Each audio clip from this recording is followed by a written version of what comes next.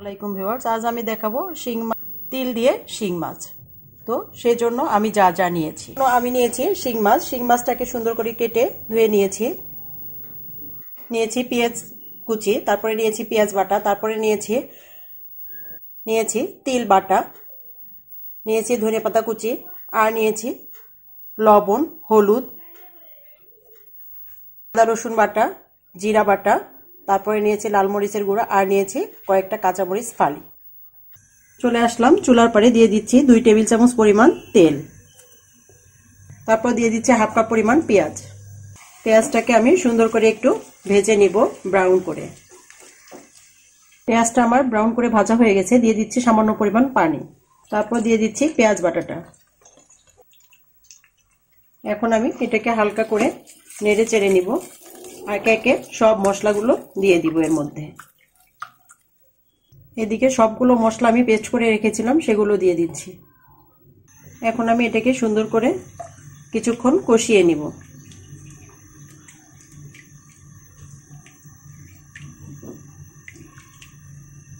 এখন আমি দিয়ে দিচ্ছি তিল বাটাটা। এটা আমি এখন সুন্দর করে আর একটু সবকিছু মিশিয়ে কষিয়ে নেব। মশলাটা আমার কষিয়ে নেওয়া হয়ে গেছে। এখন আমি দিয়ে দিব মাছগুলো। এখন আমি দিয়ে দিচ্ছি মাছগুলো। এখন মাছগুলোকে আমি সুন্দর করে মশলার সাথে মিক্স করে নিতে হবে। যেহেতু এগুলো হচ্ছে শিং মাছ, শিং মাছ সাধারণত একটু নরম প্রকৃতির মাছ, তাই আমি এগুলোতে মিক্স করে নেব, তারপর একটু পানি দিয়ে দিব। এখন আমার এটা উল্টিয়ে পাল্টিয়ে দেওয়া হয়ে গেছে। এখন আমি দিয়ে দিব সামান্য পরিমাণ পানি, প্রায় হাফ কাপ মতো পানি দিয়ে দিলাম, আর একটু উল্টিয়ে পাল্টিয়ে দিব পানিটাকে, যাতে ভিতর দিকে নিচের দিকে লেগে না যায়, সে কারণে সুন্দর করে উল্টিয়ে পাল্টিয়ে দিচ্ছি। এখন আমি কিছুক্ষণের জন্য ঢেকে দিচ্ছি। ফিরে আসলাম 3 মিনিট পর। দেখতেই পাচ্ছেন এটা একদম হয়ে গেছে। এখন আমি দিয়ে দিচ্ছি ফালি করে রাখা মরিচগুলো, আর দিয়ে দিচ্ছি ধনেপাতা কুচি।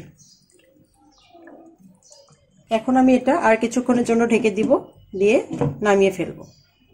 চলে আসলাম 2 মিনিট পর। দেখতেই পাচ্ছেন ভিউয়ার্স, এটা আমার হয়ে এসেছে। এখন আমি এটাকে আর একটু উল্টে পাল্টে নামিয়ে ফেলবো। একটু উল্টিয়ে পাল্টিয়ে দিয়ে এটা আমি নামিয়ে ফেলবো। এটা আমার হয়ে এসেছে। তবে আপনারা চাইলে এখানে উপর দিয়ে কিছু জিরা গুঁড়ি দিতে পারেন, না চাইলে না দিতে পারেন। তো আমি একটু জিরা গুঁড়ি দিয়ে দিব, কারণ একটু ভেজে রেখেছিলাম জিরাটা, এবং জিরাটা ভেজে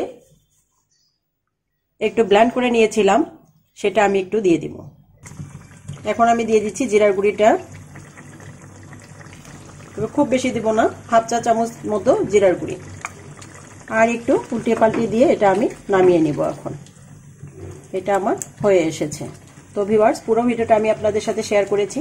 আপনারা রান্না করে দেখবেন এটা কতটা খেতে ভালো লাগে। একঘেয়েমি শিং মাছ বা অন্য মাছ খেতে খেতে এই তিল বাটা দিয়ে শিং মাছটা কতটা সুন্দর লাগে, এটা খেয়ে অবশ্যই কমেন্টসে জানিয়ে দেবেন যে কেমন হয়েছিল আপনার রান্নাটা।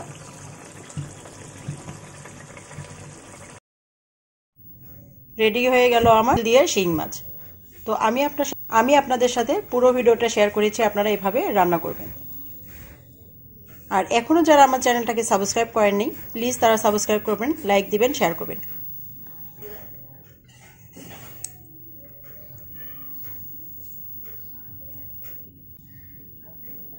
এখনো যারা আমার চ্যানেলটাকে সাবস্ক্রাইব করেনি, প্লিজ তারা সাবস্ক্রাইব করবেন, লাইক দিবেন, শেয়ার করবেন। আর পুরো ভিডিওটা দেখার জন্য অসংখ্য ধন্যবাদ। আল্লাহ হাফেজ।